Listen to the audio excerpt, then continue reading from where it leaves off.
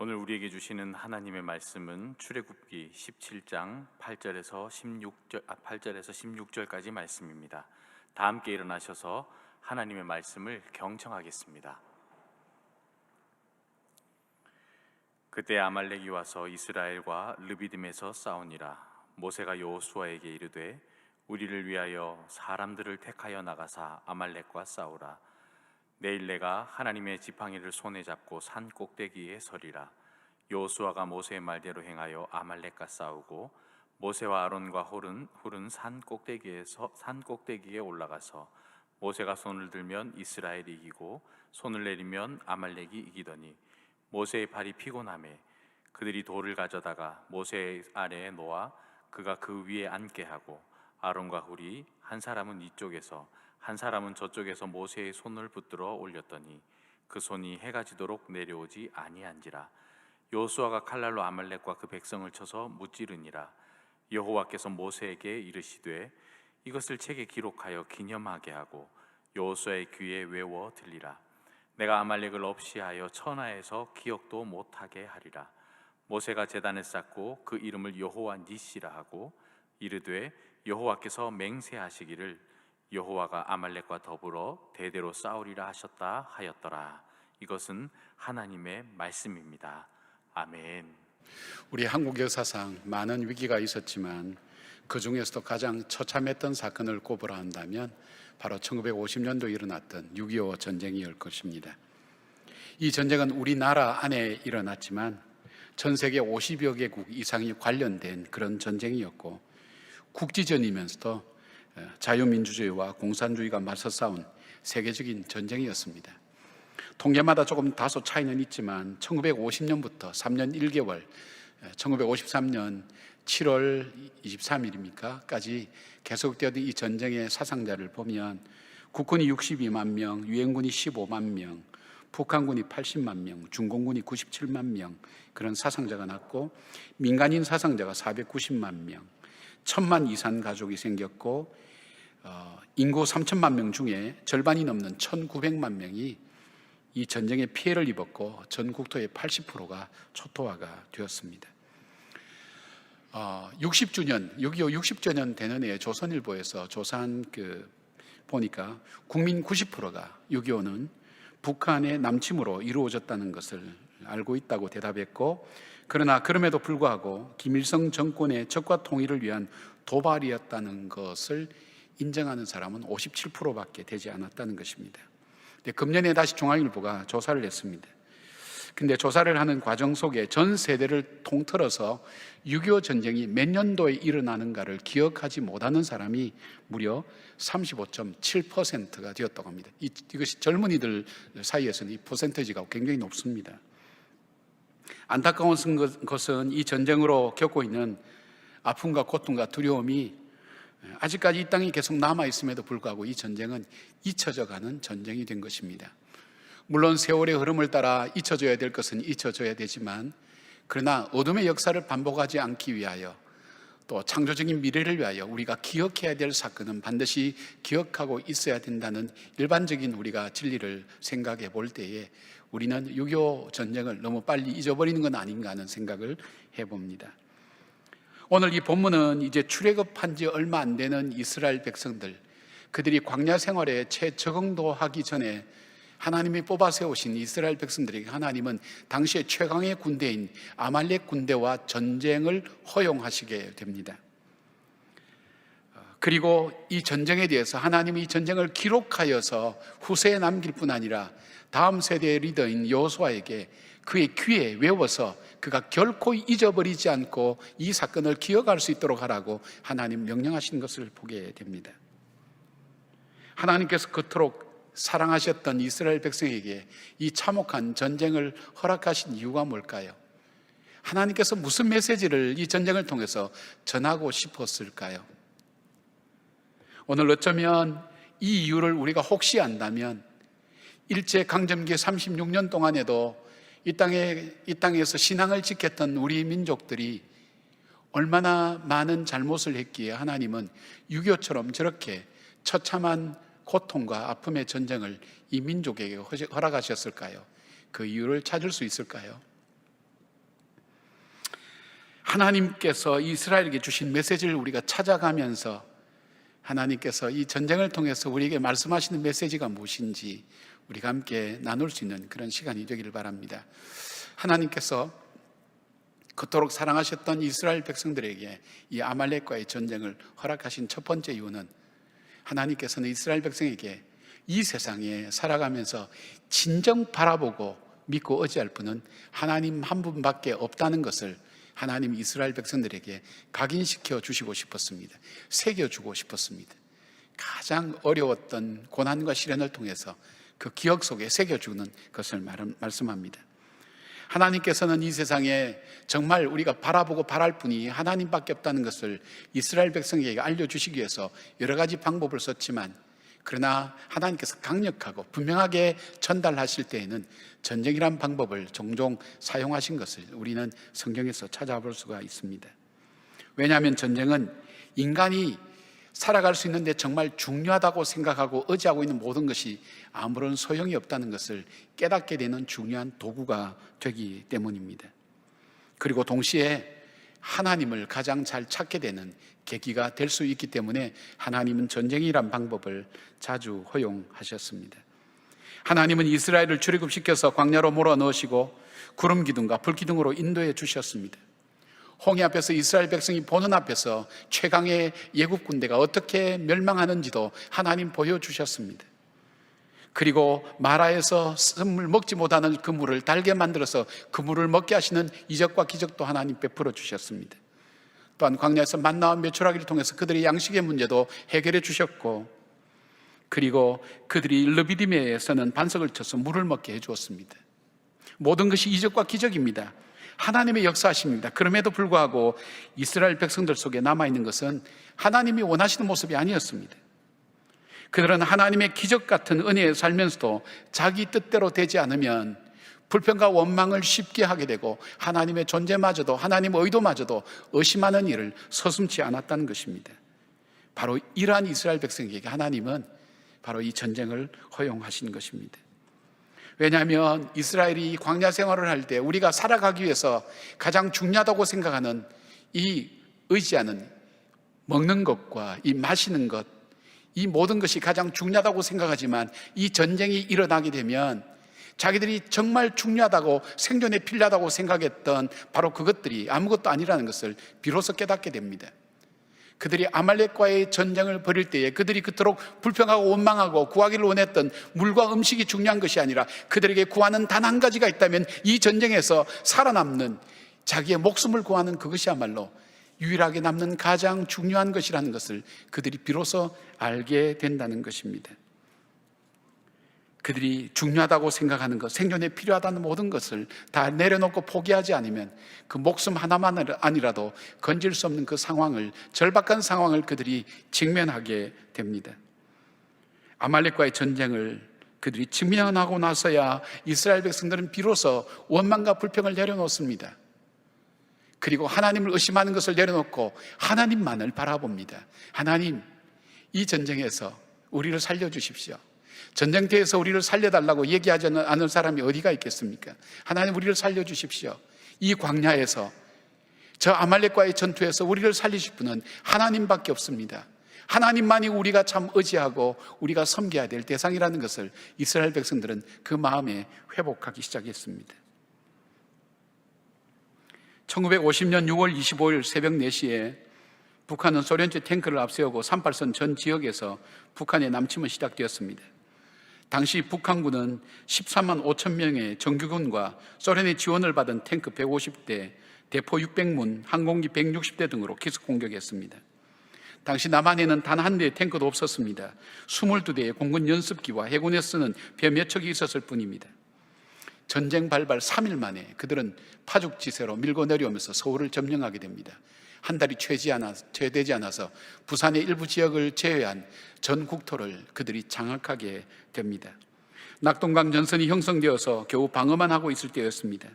정말 남한은 풍전등화처럼 정말 절체절명의 위기 가운데 처하게 되었습니다. 그때 부산에 피난 온 기독교인들과 초량교회의 교인들이 중심이 되어서 1950년 8월 30일 날 구국기도회가 시작되었습니다. 6월 25일자 국민일보 기사를 보면 절박한 기도와 말씀이 선포됐다고 했습니다. 새벽과 낮과 저녁에 그들의 이루어진 집회 속에는 눈물바다였고 그들은 절박한 마음으로 하나님께 기도했다고 합니다. 전심으로 회개하며 하나님께 부르짖었습니다.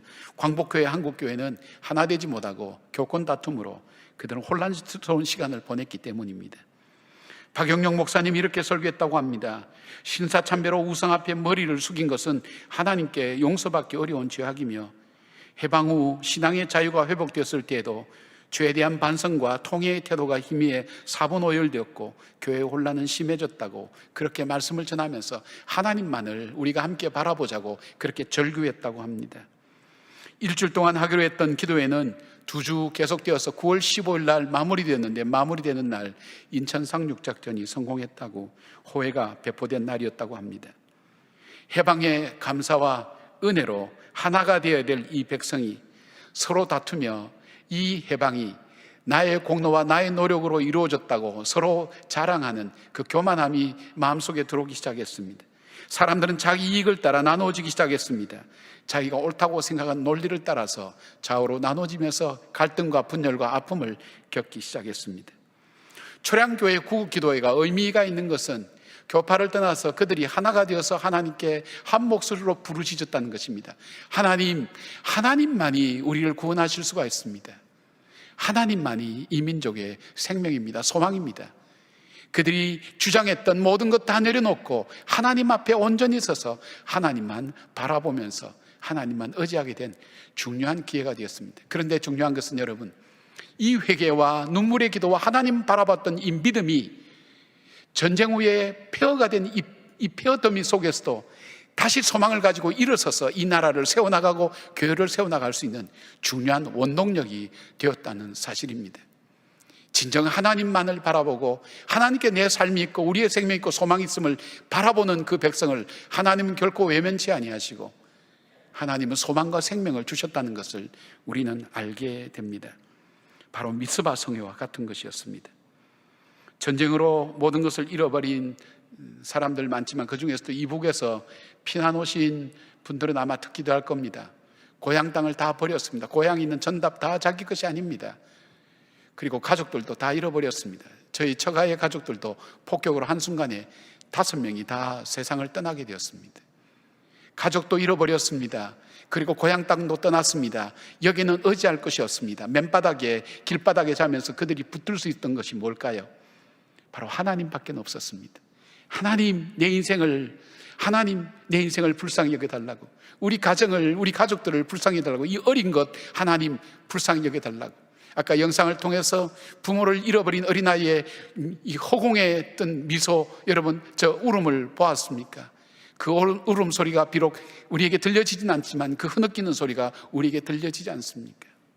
저희 처가의 할머니 같은 경우는 폭격으로 다 잃어버리고 남편과 자녀들 다 잃어버리고 그리고 부산에 후송돼서 병원에 갔을 때에 가족이 다 죽어서 자기도 살 이유가 없다고 생각했는데 배가 고프니까 그 숟가락을 떠서 입안에 밥을 넣는 자신을 보면서 한없이 울었다고 이야기합니다. 여러분, 그런 아픔들을 다 겪어왔습니다. 거기서 그들이 의지할 것이 무엇이 있었을까요? 하나님밖에 없었습니다. 하나님만이 내 삶을 다시 시작하게 하실 수 있는 분입니다. 하나님만이 내 삶을 새롭게 하실 수 있는 분입니다. 하나님만이 나의 삶의 소망이 되십니다. 주님, 나를 불쌍히 여겨달라고. 하나님만 붙드는 그 믿음이 바로 그분들을 통해서 한국교회는 아름답게 성장할 수 있게 되었습니다. 어느새 그 은혜를 잊어버리고 우리는 얼마나 살아왔습니까? 이번 코로나19에 대한 것을 우리는 전쟁이라고 얘기합니다. 이 전염병과의 전쟁이라고 얘기합니다. 이 전염병을 통해서 우리가 알 수 있는 게 뭘까요? 사람들이 얘기합니다. 우리 인간이 얼마나 나약한 존재라는 것을 알게 되었다고. 그리고 당연하다고 생각하는 일상을 잃어버리고 보이지 않는 작은 바이러스의 움직임에 따라 우리도 알지 못하는 춤을 추고 있다고 그렇게 얘기하는 분들이 많습니다. 아마 평생 잊을 수 없을 것입니다. 하나님께서 왜 코로나를 일으키셨는가 우리는 알 수 없지만, 그러나 우리가 이 일어나는 사건을 통해서 몇 가지 볼 수 있지 않습니까? 우리의 삶이 얼마나 하나님으로부터 멀어져 있는가 하는 것을 보았습니다. 저는 우리의 일상이 PC방과 노래방과 그리고 이 클럽과 이런 것을 통해서 계속 우리 젊은이들의 삶이 이어진다는 것을 보았습니다. 그것도 수많은 젊은이들이 그렇게 산다는 걸 보게 되었습니다. 우리가 얼마나 우리의 삶이 하나님으로부터 멀어져 있는가. 그 중에는 예수 믿는 사람도 없을까요? 있지 않겠습니까, 여러분? 그리고 또 하나 발견한 것이 뭡니까? 우리가 얼마나 죄악 가운데 있는가 하는 것을 발견했습니다. 근데 그 죄를 죄인 줄 알지 못하고 우리의 일상인 줄 알고 살아가는, 깨닫지 못하는 우리의 삶을 얼마나 우리가 발견하게 됐습니까? 그리고 또 하나 발견한 게 있다면 우리가 그동안 얼마나 풍요롭게 살았는가. 여러분 중에는 외국에 나간 사람도 많을 겁니다. 자유롭게 외국에 나가면서 우리가 볼 수 있었던 게 뭡니까? 여러분은 관광지만 혹시 가보셨나요? 우리나라가 얼마나 잘 살고 있는 것, 그리고 그 가운데 우리는 얼마나 오히려 더 갖기 위해서 불평하고 원망하는 풍요로운 삶을 살았는가 하는 것을 보게 됩니다. 우리 자신을 볼 수 있는 기회가 되었습니다. 그러면서도 불구하고 이 바이러스 앞에 우리는 꼼짝하지 못하고 바이러스가 시킨 대로 우리는 왔다 갔다 하면서 지금 살고 있는 형편이 아닙니까? 전쟁이라고 얘기합니다. 전쟁, 생존의 문제라고 얘기합니다. 자, 그렇다면 여러분, 이 기회에 우리에게 아말렉을 만나게 해서 전쟁의 교훈을 주시고 하나님만 바라보게 하셨던 하나님, 그리고 그것을 통해서 대대로 이어가며 이스라엘 백성들을 구원하신 하나님, 우리에게 이 전쟁을 통해서 함께 우리가 모든 것 내려놓고 하나님만이 바라볼 수 있었던 이 민족에 주신 교훈이 있다면 오늘 이 전쟁 앞에 우리는 또다시 하나님 앞에 서야 되지 않을까요? 우리의 살았던 삶을 돌아보며 하나님과 멀어졌던 삶을 다시 돌아보며 우리의 삶 속에 하나님으로부터 기뻐하지 못하는 삶이 무엇인가를 다시 돌아보면서 진실로 하나님 앞에 믿음으로 다시 한번 서서 하나님만이 나의 삶의 전부입니다, 하나님 이 민족의 소망입니다, 그리고 우리의 참된 미래입니다, 그렇게 고백할 수 있다면 이 시련은 결코 헛된 시련은 아닐 것입니다. 여러분 개인적으로도 마찬가지일 겁니다. 어쩌면 코로나19보다 더 어려운 개인적인 아픔과 고통 가운데 있는 분들도 있을 줄 압니다. 그러나 그 가운데서 여러분이 눈을 들고 주님을 향하여 주님만이 나의 생명입니다, 나의 소망입니다, 주님 내 삶을 새롭게 해주시기를 원합니다, 내 삶을 인도해 주시기를 원합니다, 간절히 기도하며 부르짖는다면 우리의 아픔과 고통은 결코 헛된 것이 아닐 것입니다. 그 울부짖는 소리를 기억하시사 주님은 어느 순간에도 네가 나를 사랑한 즉 내가 너를 건지리라는 주님의 음성이, 우리의 주님의 역사하심이 우리 삶 가운데 분명히 일어날 것입니다. 이번 기회가, 또 이번 전쟁으로 주어진 하나님의 교훈이, 이번 코로나의 전쟁이 여러분의 삶을 새롭게 하는 계기가 되기를 바랍니다. 하나님만 바라볼 수 있는 그런 기회가 되기를 바랍니다. 두 번째로 하나님께서 이 전쟁을, 아말렉과의 전쟁을 이스라엘에게 허락하신 이유는 뭘까요? 그것은 승리하는 영적 원리를 이스라엘 백성들에게 가르쳐 주시기를 원했습니다. 불평과 원망과 하나님을 의심하던 이스라엘 백성은 드디어 하나님 말씀을 따르기 시작했습니다. 그런데 그들이 알지 못하는 새로운 방법이었습니다. 적들과의 전쟁을 치르려면 칼과 창이 있어야 되는데 그 방법이 전혀 아니었습니다. 창 대신 지팡이였습니다. 모세의 지팡이였습니다. 모세가 지팡이를 들고 저 높은 산에 올라가서 손을 들고, 지팡이를 세우고 손을 들고 기도할 때 이 땅에서의 여호수아는 칼날로 적을 물리칠 수가 있었습니다. 이상한 전쟁이었습니다. 이해하지 못할 전쟁이었습니다. 전술도 아무것도 없습니다. 전술은 그냥 모세가 손을 드는 것밖에 없습니다.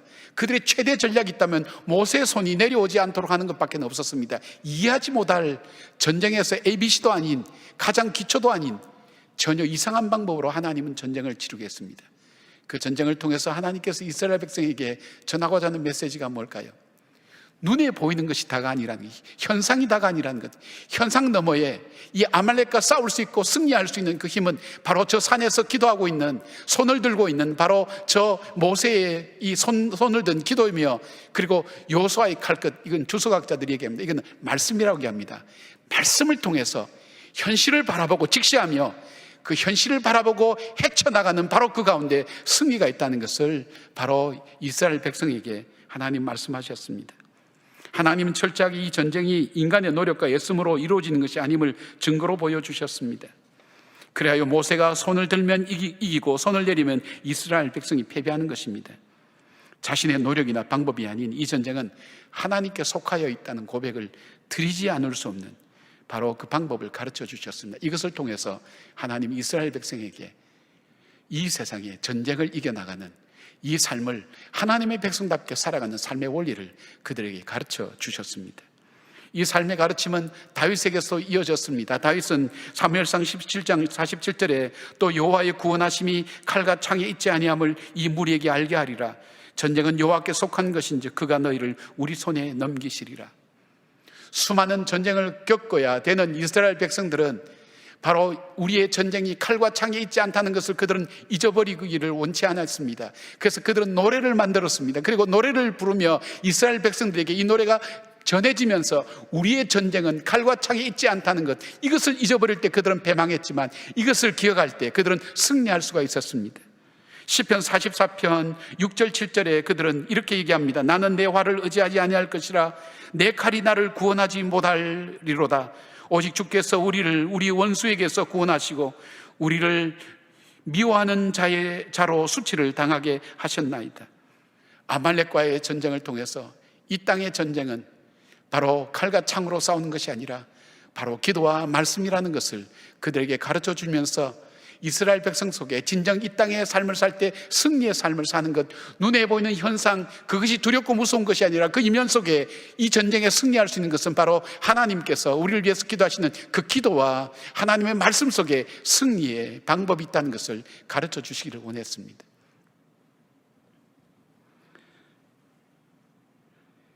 (1950년 9월 15일) 날 인천 상륙작전으로 전세는 역전되면서 10월 19일 날 평양을 점령합니다. 그리고 압록강에서 이 전쟁이 곧 끝날 것이라 생각했던 날 10월 25일 날 중공군 100만 명이 압록강을 넘어서 한국전에 참전하게 됩니다. 엄청난 인외 전술로 유엔군은 전면적으로 철수하는데 지상은 중공군에게 점령이 되어서 그들은 이 흥남부두라는 곳에서 이 병력이 철수하기로 그렇게 되어 있습니다. 이 흥남부두로 가기 위하여 싸운 전투가, 그리고 그것을 이 철수하도록 버틴 전투가 유명한 장진호 전투입니다. 여러분 영화를 통해서 보셨을 거랍니다. 미 해병 18,000명이 사상자가 났던 미 해병 역사상 가장 최대의 패배라고 이야기할 수 있는 그 전쟁이 거기에 있었는데, 거기에서 전쟁을 치렀던 병사의 말은 우리는 중공군보다 더 무서운 것이 30도가 넘는 영하의 추위였다고 그렇게 이야기를 합니다. 20만 명의 사람들을, 군인 10만 명과 민간인 10만 명을 그들은 철수시키기 위해서 동원된 배만 193척이 되었다고 합니다. 군인들이 철수하고 민간인이 철수하기 시작했는데 마지막 배가 12월 22일 떠나게 되어 있는데 그 마지막 배, 남은 배 하나가 바로 메르더스 빅토리아호 미국 상선이었습니다. 이 배의 크기는 7,600톤으로 정원이 60명인데 48명의 선원이 타고 있습니다. 이 배가 갖고 있는 모든 화물을 쏟아버리고 태울 수 있는 인원이 2,000명에서 2,500명이었다고 얘기합니다. 바로 이 미군 지휘관을 설득하는 과정을 통해서 이 배에 민간인이 탈 수가 있었습니다. 그들이 실었던 탄약, 식량, 이 모든 것을 내려놓고 바로 이 피난민들, 이들을 실었습니다. 그들 중에는 십자가를 들고 찬송을 부르며 기도하며 찾아오는 어린 청소년들이 많았다고 합니다.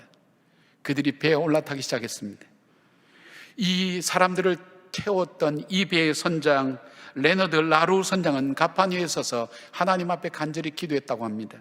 독실한 기독교 신자였던 그가 하나님께 이렇게 기도했다고 합니다. 하나님, 아무 죄 없이 십자가에 못 박힌 예수 그리스도처럼 이 선량한 사람들이 악한 자들의 행위로 고통을 받고 있습니다. 하나님, 이 위기에서 우리를 구해 주십시오.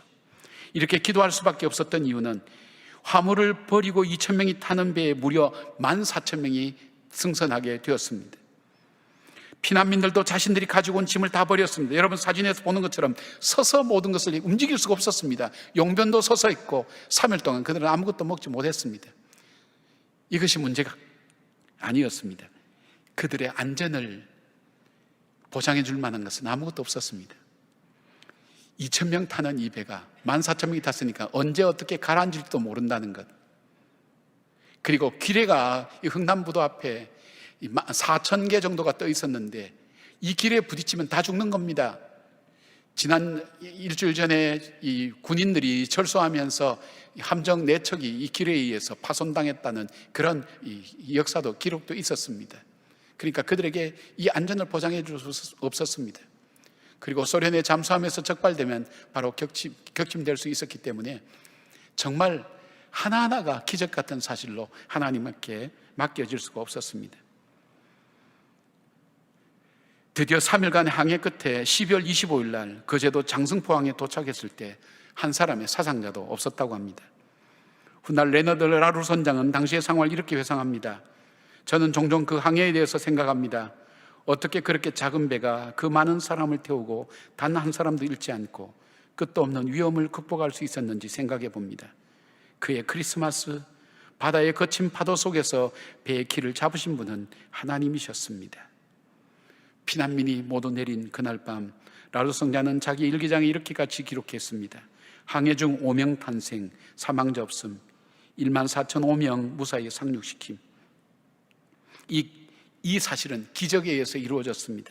그것은 바로 간절히 기도하며 피난민을 다 태우도록 미군 지휘관을 설득하는 과정들, 배 태우는 과정, 장진호 전투에서 버텨주는 시간, 배를 타고 무사히 도착하는 이 과정마다 인간의 힘으로는 이루어질 수 없는 사건이었습니다. 하나님께서 할 수밖에 없었다는 결론밖에는 내릴 수가 없었습니다. 여러분, 내 인생의 전쟁이 내 눈앞에 전개되는 일 앞에 달려있는 것 같습니다. 우리는 힘이 없고 저 아말렉 같은 저 우수한 민족, 저 강력한 군대가 내 앞에 있으니까 우리는 어떻게 이길까? 우리는 전쟁 치지도 못하고 광야 생활을 알지 못하는데 저들은 유모민주로 광야에 아주 게릴라전에 능할 뿐 아니라 정규군으로 부족함이 없는데 우리가 어떻게 이길까? 눈앞에 보면 이길 수 없습니다. 그러나 하나님은 그 눈앞에 보이는 현상 너머에 하나님의 도우심과 하나님의 인도하심이 있다는 것, 그리고 하나님의 주신 말씀을 붙들고 그 어려움을 헤쳐나갈 때 반드시 승리할 수 있다는 것을 우리에게 가르쳐 주셨다는 사실입니다. 여러분, 우리가 손을 들고 단번에 이겼으면 좋지만 오늘 여기 보니까 해가 질 때까지 그 팔이 내려오지 않도록 했다는 것은 인내를 가지고 싸웠다는 것을 말합니다. 모세는 손을 들고 있고 이해할 수 없는 문제 아닙니까? 손을 들고 있고 여호수아는 칼날로 그들을 이기게 되고 손이 내려오면 지고 손이 올라가면 이기고, 이해할 수 없는 것. 무엇을 말할까요? 여러분, 우리가 삶 가운데 인생은 전쟁이라고 하지 않습니까? 우리에게 죽은 어려움을 우리가 극복할 수 있는 방법이 뭘까요? 힘써도 안 되고 예서도 안 됩니다. 노력해도 안 됩니다. 그렇다고 포기할 수도 없습니다. 소중한 내 삶이기 때문입니다. 그럴 때 하나님 뭐라고 말씀하십니까? 기도하라는 것. 너를 돕고 계시는 하나님이 그 삶, 보이는 현상 그 너머에 더 크신 하나님이 계시다는 것, 그리고 하나님이 주신 말씀을 붙들고 현실을 하나하나 헤쳐나갈 때에, 그리고 그 어려움을 이겨나갈 때에 반드시 승리하는 삶을 살겠다고, 인생에 있어서 살아낼 뿐 아니라 정말 그리스도인답게 그 현실을 이겨내며 승리하며 그 승리로 말미암아 믿음의 자리에서 더욱더 하나님을 신뢰하며 더 한 걸음 나갈 수 있다고 주님께서 말씀하시는 것입니다. 사랑하는 여러분, 우리가 인생을 살아갈 때 승리하는 인생이 되기 위해서 우리가 해야 될 게 뭡니까? 많은 돈입니까? 많은 재산입니까? 많은 학식입니까? 최근에 보여주고 있는 우리가 인천공항에 여러분 채용되는 사건들 보면서 많은 젊은이들이 허탈감에 빠져 있지 않습니까? 토익을 만점 맞아야 겨우 서류 심사에 들어가게 되는 그런 현실 속에서 알바로 들어갔다가 정규직으로 채택되는 그 현실을 바라보면서 좌절감을 느낀 젊은이들이 얼마나 많다고 얘기합니까? 여러분, 한번 보십시오. 인생은 전쟁터입니다. 누가 이길 수 있는지 알 수 없습니다. 내 인생의 삶에서도, 바로 이 코로나 속에서도 우리가 지치지 않고 이겨낼 수 있는 삶이 무엇이 있을까요? 놀러 다니는 것, 우리가 쉬는 것에 있을까요? 아닙니다. 하나님의 사람들은 이 가운데 하나님의 은혜를 구하는 겁니다. 하나님의 도움을 간구합니다. 잃어버렸던 기도의 자리로 나가는 겁니다. 밀쳐두었던 하나님의 말씀을 다시 붙드는 겁니다. 내가 눈에 보이는 대로 사는 것이 아니라 내가 보이는 그 현실 너머에 있는 하나님의 말씀으로 그 현실을 바라보며 현실을 직시하며 말씀으로 한 걸음 한 걸음 이겨나가며 한 걸음 한 걸음 말씀을 따라 걸어가는 그 삶이 될 때 승리하게 된다는 하나님의 가르침 앞에 우리가 믿음으로 서게 됩니다. 6.25 사변이, 6.25 전쟁이 바로 이 믿음으로 어려움 중에 한 걸음 한 걸음 극복하며 걸어왔던 것을 보면 아말렉을 이긴 이스라엘 백성들에게 정말 영적인 전쟁의 무기를 가르쳐 준 것처럼 우리가 인생을 살아가면서 우리가 붙들어야 될 무기가 있다면 바로 기도와 말씀이 아니겠습니까? 여러분, 이번 기회에 여러분에게 정말 여러분의 삶을 진지하게 정말 하나님 앞에서 바로 살기를 원한다면, 여러분 속에 회복되어야 될 것이 있다면 먼저 기도입니다. 그리고 붙들어야 될 것이 있다면 말씀입니다. 그 말씀을 내 삶에 적용시키며, 현실을 무시하라는 것 아닙니다. 현실을 직시할 수 있어야 됩니다. 그러나 이 요수아와 갈렙처럼 가데스 바네아에서 가나안 땅을 바라보며 그 현실을 직시했지만, 그 너머에 계신 그 하나님을 바라보고 믿음으로 걸었던 그들이 그 땅에 도달할 수 있었던 것처럼 반드시 그 내가 목표하는 그 땅에 도달할 수 있을 것입니다. 하나님이 인도하신 곳 앞에 걸어갈 수가 있을 것입니다. 그 믿음 잃지 않기를 바랍니다. 그 기도, 여러분의 기도, 거룩한 손을 들고 기도하는 여러분의 기도, 말씀 앞에 서서 오늘도 내 삶에 주어지는 현실을 되어지는 대로, 남들이 바라본 대로, 세상이 바라본 대로 보지 않고 말씀의 눈으로 바라보며 그 현실을 하나씩 하나씩 헤치며 걸어가는 여러분의 발걸음 속에 믿음의 길과 시온의 대로는 분명히 열려질 것입니다. 그 믿음의 기회가 되기를 바랍니다. 세 번째로, 하나님께서 이스라엘 백성에게 하시고 싶었던 메시지가 뭐냐면, 너희들은 사명을 잃어버리지 말아라는 것입니다. 14절 보니까 이 말씀이 있습니다. 여호와께서 모세에게 이르시되 이것을 책에 기록하여 기념하게 하고 여호수아의 귀에 외어 들리라. 내가 아말렉을 없이하여 천하에서 기억하지 못하게 하리라. 하나님께서는 이스라엘 백성이 광야길을 건너서 가나안 땅에 정착하는 것을 원하셨습니다. 그러나 이것보다 더 원하는 것이 있었습니다. 그것은 그들이 가나안 땅에 들어가서 하나님의 백성으로 행복하게 살면서 하나님을 섬기면서 하나님이 주신 축복으로 그런 그 땅에서 하나님이 통치하시는 하나님 나라를 세워가고, 하나님께 주시는 그 복이 자기들만의 복이 아니라 그 복을 통해 열방이 복을 받게 만드는 사명자로 살아가기를 하나님은 원하셨습니다. 그렇기 때문에 하나님께서는 이 모세를 통해서 그들의 귀에 잊어버리지 말아야 될 중요한 사실은, 그들이 그 땅에 들어가서 안주하고 편안할 때에 자기 힘으로 온 것처럼 생각하지 말고, 보이진 않지만 그 배울 속에 이 백성들을 인도하여 오신 하나님의 거룩한 인도하심과 그 은혜가 우리의 삶이 오늘 있게 만들었던 것이라는 것을 잊지 말고, 그 은혜에 취하여 살지 말고, 그 축복에 취하여 살지 말고, 그 축복이 더 큰 축복으로 이어지도록 사명자로 살아가기를 원하시는 것이 하나님의 뜻이었습니다. 무엇을 기억하라는 것입니까? 그러기 위해서는 의지할 분이 하나님밖에 없다는 것, 그리고 나에게 주어지는 부와 평화와 이 모든 것을 잘 다스릴 줄 아는 힘도 기도의 힘에서 나오고, 어렵고 고난과 고통스러운 것도 이겨나갈 수 힘도 이 기도와 말씀 속에서 나온다는 것을 잊지 말라는 것입니다. 여러분, 요셉의 위대함이 어디 있습니까? 흉년을 극복하는 지혜도 있었지만 그에게 풍년을 관리할 줄 아는 놀라운 지혜가 그 속에 있었다는 것이 그로 하여금 위대한 바로 이 지도자가 될 수 있었던 것 아니겠습니까? 사람이 어려울 때보다 풍요로울 때 더 많이 타락하고 무너진다는 것 여러분 아시지 않습니까? 하나님께서 왜 이렇게 당부하실까요? 우리는 살아가면서 눈에 보이는 현실과 현상을 통해서 하나님께서 살아계신 것과 하나님께서 행하신 것과 하나님께서 말씀하신 것을 너무나 쉽게 잊어버리기 때문입니다. 신명기 8장 17절부터 19절 말씀 읽어드리겠습니다. 그러나 내가 마음이 이르기를 내 능력과 내 손의 힘으로 내가 이 재물을 얻었다 말할 것이라. 내 하나님 여호와를 기억하라. 그가 내게 재물 얻을 능력을 주셨습니다. 이같이 하시면 내 조상들에게 맹세하신 언약을 오늘과 같이 이루려 하심이니라. 만일 내가 내 하나님 여호와를 잊어버리고 다른 신들을 따라 그들을 섬기면 그들에게 절하면 내가 너희에게 증거하노니 너희가 반드시 멸망할 것이라. 바로 이들 속에 그들이 평안하고 유익하게 복되게 될 때에도 이것이 내가 능력 있고 내가 잘해서 오늘 여기까지 오게 됐다고 얘기하지 말라는 것입니다. 이 모든 일을 가능하게 하신 그 하나님이 너 삶 속에 함께 하셔서 너를 풍요롭게 하셨고 복되게 하셨다는 걸 잊지 말라는 것. 이 사실을 잊지 않는 사람은 왜 하나님께서 나에게 이 은혜와 복을 주셨는가 하는 것을 깨닫고 살아가게 됩니다.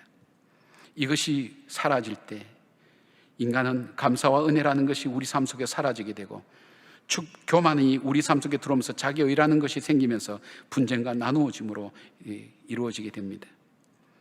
여러분, 우리 부모님들 생각이 뭐냐면 우리 자녀들에게 정말 좋은 것을 물려주고 싶은 마음이 가득합니다. 저 자신부터도 마찬가지입니다. 가능하면 이 아이가 내가 고생했던 그 고생을 반복하지 않고 정말 편안하게 살아갈 수 있었으면 좋겠다는 마음이 동일한 마음입니다. 여러분도 마찬가지고 여러분의 부모님들도 마찬가지일 겁니다. 여러분에게. 그래서 어려워도 여러분을 시키게 하고 돈을 벌어서 여러분에게 좀 더 여유 있게 있는 것을 나눠주려고 그렇게 할 겁니다. 그런데 한번 생각해 보십시다, 여러분. 정말 돈이 많은 사람 행복한가요? 정말 돈이 있으면 행복하게 살아갈 수 있나요? 좋긴 좋겠죠, 그죠? 근데 정말 행복하게 살아갈까요? 그럼 돈 있는 사람은 자살 안 해야 되겠네, 안 죽어야 되겠네, 불행하다고 얘기하지 않아야 되겠네요. 정말 지식이 많으면 행복할까요? 지식이 많아 다른 사람을 가르치고 이 문제의 핵심을 꿰뚫어보고 텔레비전 나와서 어떻다고 얘기할 때 사람들이 환호와 박수를 때 그 사람이 정말 행복한 삶을 살 수 있을까요? 높은 지위에 있는 사람 정말 행복할까요? 우리나라 대통령 했던 사람 중에 감옥에 안 간 사람이 없다는 것을 우리가 생각해 본다면 높은 지위가 행복하고 연결될까요?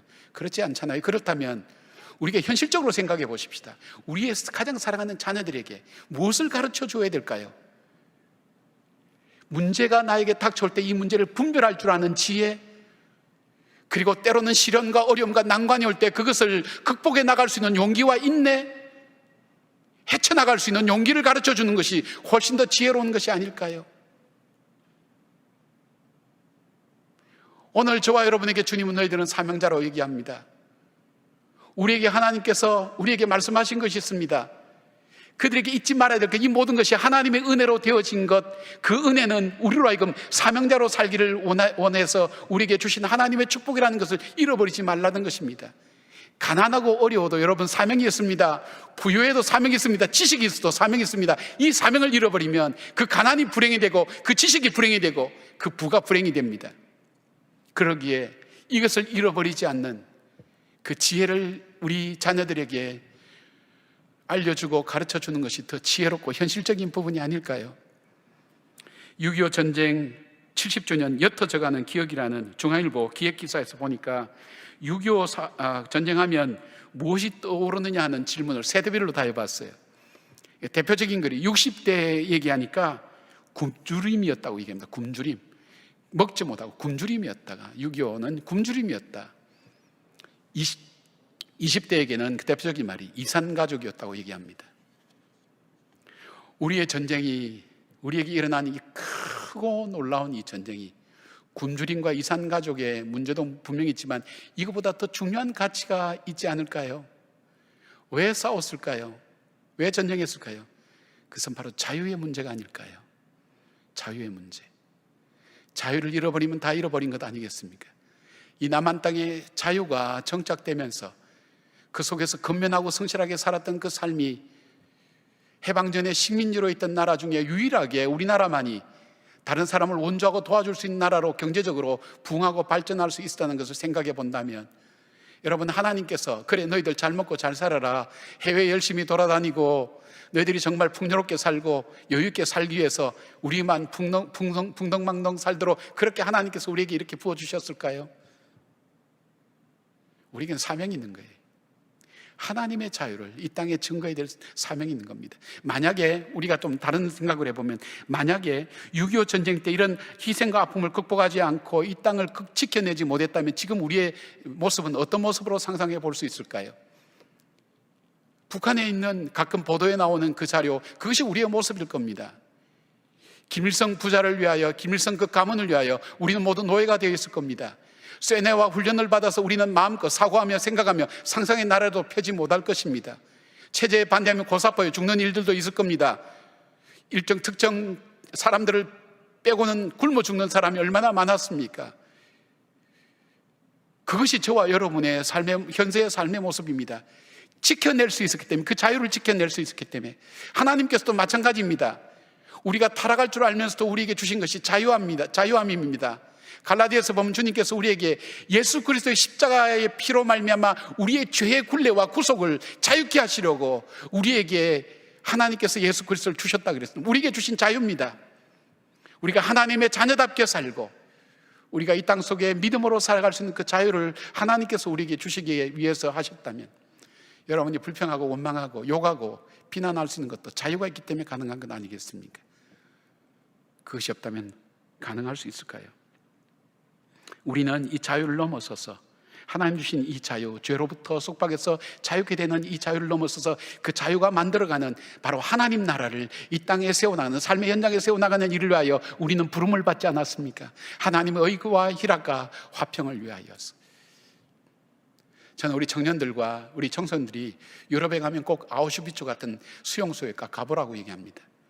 독일이 저질렀던 유대인들 600만이나 학살했던 학살의 현장 가보면 지금도 섬찟합니다. 갔다 와서 다들 놀랍니다. 꼭 가보라고 저는 얘기합니다. 왜요? 사실은 이게 독일에서 수치스러운 것 아닙니까? 그런데도 불구하고 저들의 역사를 지우지 않고 남겨둔 일이 뭘까요? 일본과는 다르게 일본에도 가도 있어요. 일본에는 원폭 그 피해자에 대한 박물관이 있다 그래요. 남겨둔 이유가 뭘까요? 어찌하여 우리 인류가 이렇게 비참하게 전쟁을 치룰 이 사실들을, 이 죄악들을 범하게 되었는가 하는 그 교훈을 잊지 말라는 것 아니겠습니까? 그들이 거기에 갔다 오면 바뀐다 그래요.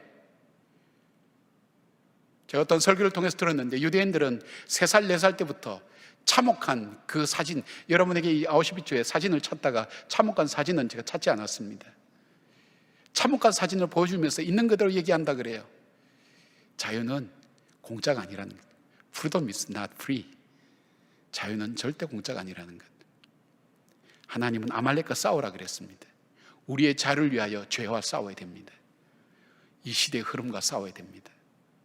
나에게 주신 그 말씀을 따라 이 자유를 넘어서서 이 자유를 가지고 하나님의 거룩한 나라를 위하여 세우기 위해서 우리에게 주어야 됩니다. 사랑하는 여러분, 전쟁을 잊지 마시길 바랍니다. 왜냐하면 전쟁 자체보다도 전쟁을 통해 주시는 주님의 교훈을 우리는 잊어서는 안 됩니다. 이 땅에 일어났던, 내가 경험하지 않았던 전쟁이지만 이 전쟁을 통해서 우리에게 주어졌던 중요한 가치와 우리 이 기독 청년들에게 주셨던 하나님 메시지가 무엇인가를 여러분은 분명히 기억하셔야 됩니다.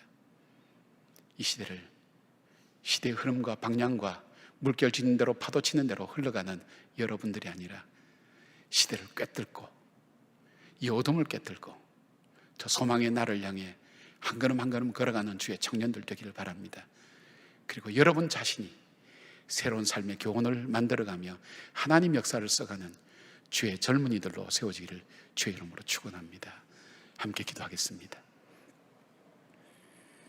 사랑하는 주님, 우리가 살아가는 자녀들에게 반드시 가르치고 증거해야 될 그 교훈과 믿음의 유산을 잃어버리지 않게 하시고, 우리 청년들에게 특별히 이 유산을 간직한 사람, 이 사명을 간직한 사람, 그런 삶으로 이 현실을 이겨나갈 수 있는 하나님의 사람으로 걸어갈 수 있도록 하나님 붙들어 주시기를 원합니다. 주의 청년들이 환상과 꿈을 보며 이 어두운 시대 앞에, 꿈꿀 수 없는 이 시대 앞에 하나님 나라를 꿈꾸며 주님이 열어가실 아름다운 미래를 꿈꾸며 노래하며 어둠을 헤쳐나가는 주의 젊은이들 되게 하시고, 하나님, 죽음과 어둠과 눌림 앞에 주저앉는 저희들이 아니라 다시 일어서서 찬양하며 믿음으로 걸어가는 주의 젊은이들로 살아가게 하여 주시옵소서. 예수님의 이름으로 기도드립니다. 아멘.